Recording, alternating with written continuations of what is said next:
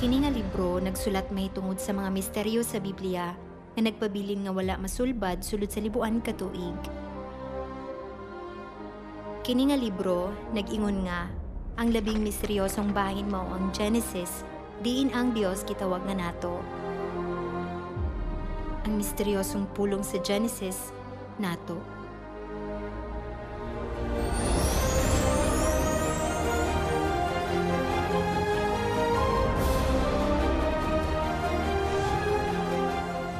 Sa dihang gibuhat sa Dios Amahan ang tawo, wala siya niingon, buhaton nako ang tawo, apan siya miingon, buhaton nato ang tawo.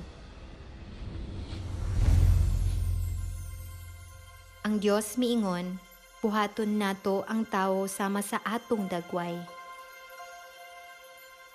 Ang Dios usara, ang Amahan.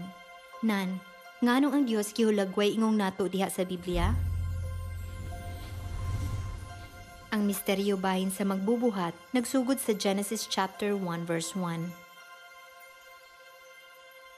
Sa pagsugod sa Dios pagbuhat sa kalibutan ug sa tanang butang sa kalangitan. Sa Torah, ang orihinal nga teksto sa Biblia, kini nasulat nga Elohim nga nagkahulugang mga Dios. Kini nagpasabot nga ang magbubuhat dili lamang ang Dios Amahan. Ang Elohim nagpasabot sa mga Dios isip plural nga porma sa El o Eloah na nagpaila sa Dios sa singular nga porma.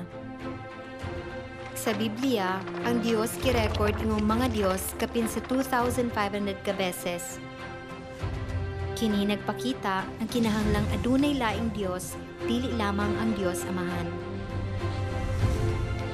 Ang lalaki ug babayi gibuhat sa dagway sa Dios. Busa, gibuhat sa Dios ang tawo, lalaki ug babayi sama sa iyang dagway. Ang lalaki gibuhat sa dagway sa Dios Amahan. Ang babayi gibuhat sa dagway sa Dios Inahan. Ang Elohim, ang magbubuhat mao ang Dios Amahan ug Dios Inahan. Ug gipropesiya nga ang Dios magpakita sa katapusang mga adlaw. Sa panahon sa anak, ang Dios nagpakita ingong si Jesus. Sa panahon sa balaang espiritu, sa unsang dagway ang Dios magpakita aron sa pagluwas sa katawhan? Niini nga panahon, ang Elohim, Dios Amahan ug Dios Inahan, moabot sa unod aron sa pagluwas sa katawhan. Ang espiritu ug ang pangasaw-unon nag-ingon, dali ngari, ug ang tanang nakadungog paing na usab, dali ngari, duol ka mong giuhaw ug katong may gusto, inom sa walay bayad nga tubig nga naghatag sa kinabuhi.